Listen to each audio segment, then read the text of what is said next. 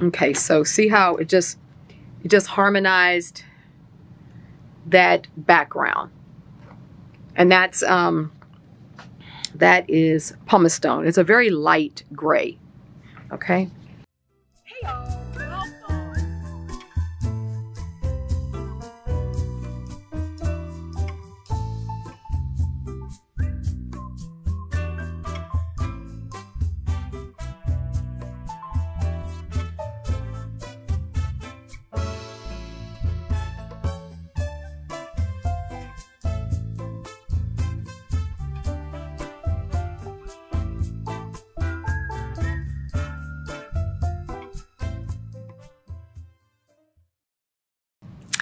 Hey YouTube, we're back for another chapter in the book, Gel Plate Printing for Mixed Media Art. I'm Robin McClendon, the author of the book, and for those of you who are new to the channel, maybe just stumbling upon me, everybody else you guys already know, because we're moving into chapter 13, so we've been on this journey for a while. So this is ink pad backgrounds with alcohol. So this is one that I started doing when I really wanted this kind of distressed, kind of like sort of aged, distressed looking papers that look like they could have gotten water damage to them. They can do, you know, you can do a lot of things with them. I've used them a lot in my background pieces. So this is just kind of doing different things with the ink pad, but what we're going to focus on, so this chapter has a few different techniques. The one I want to focus on today is going to be this one right here, and kind of continue with making ideas of backgrounds, but also like I'll make these to use in my books or my journals to stamp on top of when I want the papers to kind of have like an old world look to them. So I will show you what they are. So welcome to my YouTube channel. For those of you who, like I said, are just stumbling upon, I'm a mixed media artist, gel plate printer. My background is in printmaking. I taught at the Corcoran School of Art, 4th year students, so been around for a while and working in printmaking for a while. I'm a book artist as well as mixed media painter. So we do different things here on the channel. So join us, stick around for a while if you're new. Okay, so what we're going to do, we're going to use our plate here. And now we're going to use Tim Holtz's products. I love these distress oxides. So what we want to do is you kind of want to, my plate is already a little dirty, using the same plate I used last week. And let's do pumice stone. So that was gathered twigs. Now what I'm doing is I'm just kind of putting some color down first. And then what you want to do is we want to use our alcohol and really just want to get it to start beating up. And then I like to use my brayer. I kind of want to mix it around so you don't have the edges of the ink pad down there.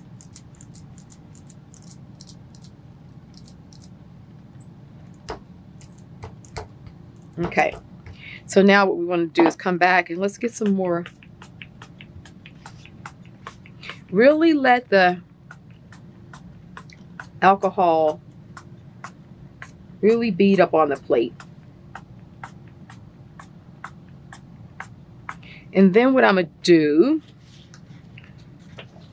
so what I like to do is I kind of just will just kind of tip the paper down in places. And what we're doing is we're just kind of working on making some layers of color.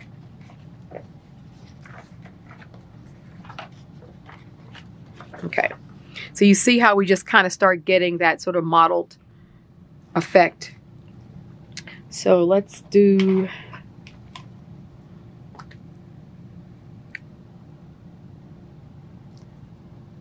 some lost shadow. This is a little darker. And really what we're doing is we just keep on building up. Just really build up on the paper till you get the color that you want. I really want a very aged.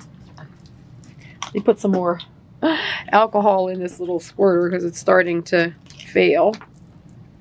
So I'm just using regular old isopropyl alcohol.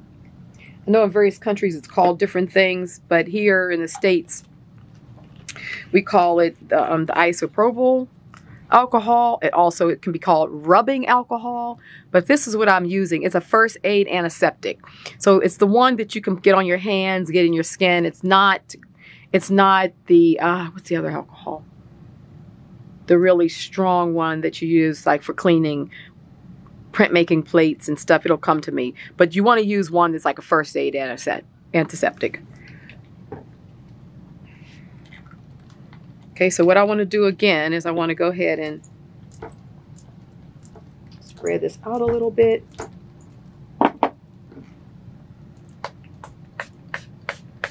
Okay, much better. So let's see if we get a color variation. See, so it's going to bead up some, so I want to get that beading. See how we're getting that texture?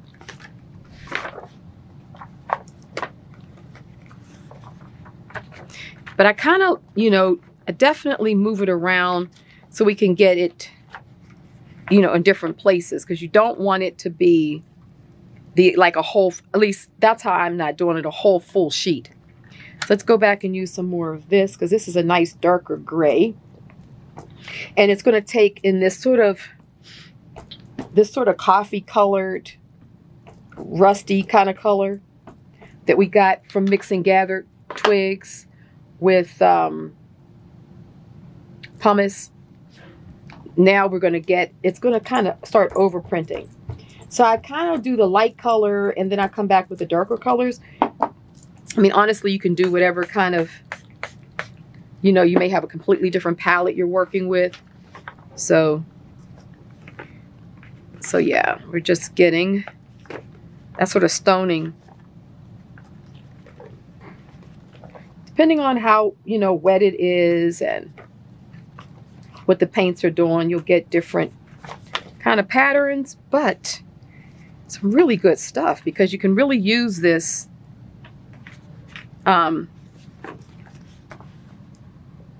it becomes really good collage stuff. But of course, I'm gonna get some more lost shadow here. Of course, you can use it as good backgrounds as well. So you could do this as a background and then maybe come back and gel print on top of it with stencils, stamps, etc. Because sometimes for me, I think the gel plate, in any mono printing process, has its advantages in becoming great backgrounds for continuing to work on top of. The nice thing also about alcohol is that it dries so quickly that you don't have to worry about it making the paper so wet that it will start tearing. It actually dries pretty quickly. So you can see here how we've got some really good, we're really able to get some really nice texture there that then, like you can keep on working on top of. And I just happen to like it because it's so random. You never know what you're going to get, but it gives that nice aged effect. And then, of course, there's nothing to say that, I come back and I'll use some coffee and then go on top of this and stain it. So this is not a very strong brew, but you could then come back with your coffee, let that dry, and really begin to integrate your colors. Let's go for this forest moss. This is going to be darker.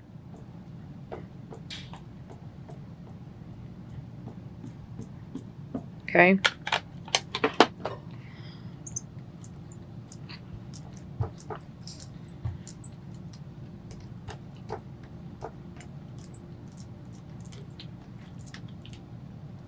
In fact, what I'll do is we do have,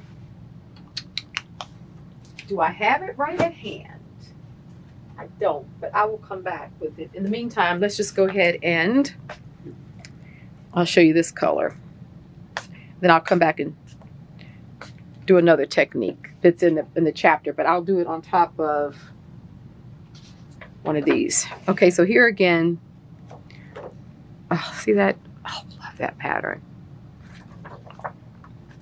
And if you just kind of tap it down in different places, it just allows you to keep on building up pattern and texture. You know, just very random.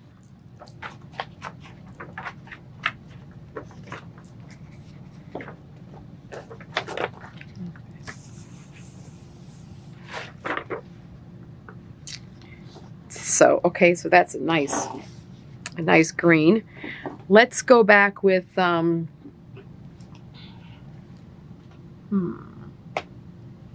me get one of my other colors. Okay, so we're back. So I thought I would combine a technique, since in the book I show you how you can do an image transfer with, not an image, but a, well, an elemental transfer with the, you know, the stamp pads. So what we're going to do is, we started this one. Let's go in and make, just kind of want to come in with another color that's not too dark. Let's just try pumice stone. And because this is pretty light, it should kind of harmonize the background. So much you can do with these stamp pads on the plate, from just doing various techniques to transferring flora and fauna, you know. Excuse me, you could do leaves and stuff on here, and then use those as papers that you would, you know, use for collage. Now I'm gonna put this down here, and we're just gonna pick up color now. So I didn't use the alcohol ink because I just kind of want to smooth background to kind of lay over what we just did, the stone pattern. Okay, so see how it just harmonized that background. And that's that is pumice stone. It's a very light gray. Okay, so then what I want to do is I'm going to take Salvage Patina, which is a nice turquoisey color.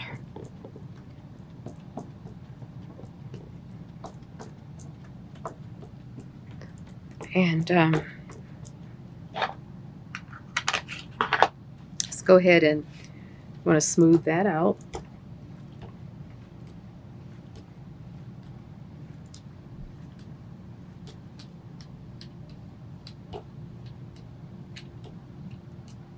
Okay.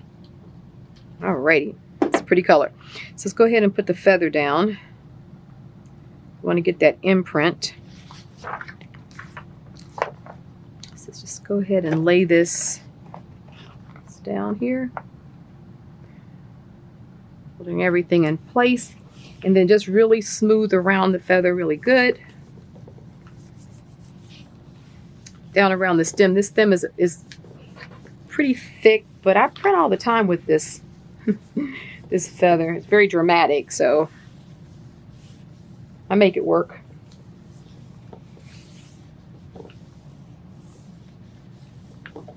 Okay, let me see, we should get a, okay, yeah, that's a nice transfer.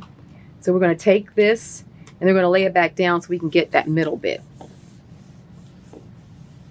So you can do this, of course, with any kind of fauna that you can use, you know, and then flora, you know, ferns and everything are really pretty. Okay, so we got a nice print there. It's a little dark, a little darker than what I was hoping for, but I'll show you what we're going to do. Just going to go ahead and tear this down some so I can get it registered a little better the next time. Okay. So what we're going to do is, let's get a piece of copier paper and show you how we can print again.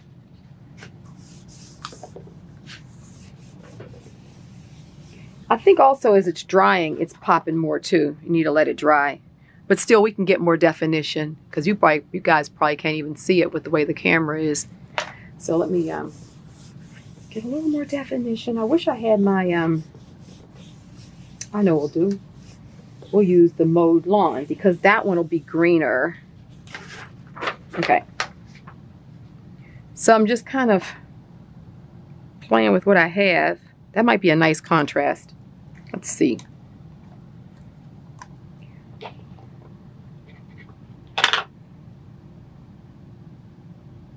You know what? I'm going to do the gathered twig.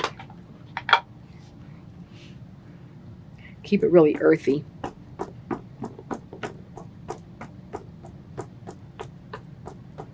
Now, the trick is, can I match this up? Let's see what we do. It's all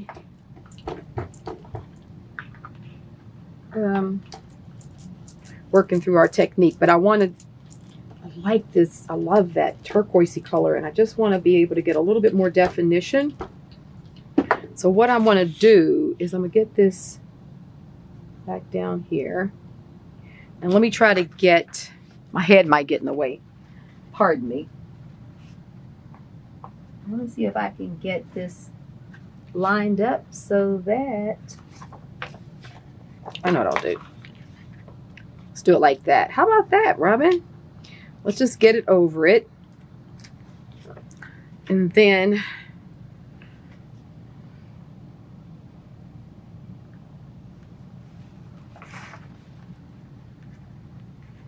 let's see what we get. This should just give us the darker color around the edges of our feather is what I'm going for. And then we should still have that nice, yes, here we are. Let's see. So then we have that nice feather. That really looks very like photographic or something. And working with these oxides, do you see how they go kind of, they go matte? And it just makes such a pretty print, almost something that looks like it could have been like a photograph. I love making these prints with these oxides. Now we have something there, so let's just, we have this here. Well, it's not going to give us enough contrast, so let's just pick it up and see what we get, because you can always just stain, you could always coffee stain this or do something like that to, and of course, when it dries, it just gets, it, you know, the colors pop. But you see, we get really beautiful print. But this color here is just, the way these distress pads just will build up on each other on the plate like this. It's just really nice. So a lot that can be done. Lots of ideas. Oh, yeah. Oh, that's nice, too. Look at the ghost. Just to have that edge around there like that. And then end up with that. I mean, look at the amount of detail that's in there. That's good. That's really good. So you can get some really cool prints with these the stamp pads, the distress and the distress oxides on the plate, and also the distressed ink. And just let the color build up, like that turquoise building up with this, with the gathered twigs and that forest moss.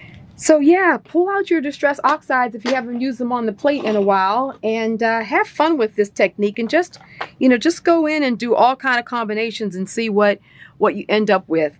Like I could definitely see this on the cover of a book. Like I would definitely use this print in that way. Yeah, it's very rich. But anyway, there we have it.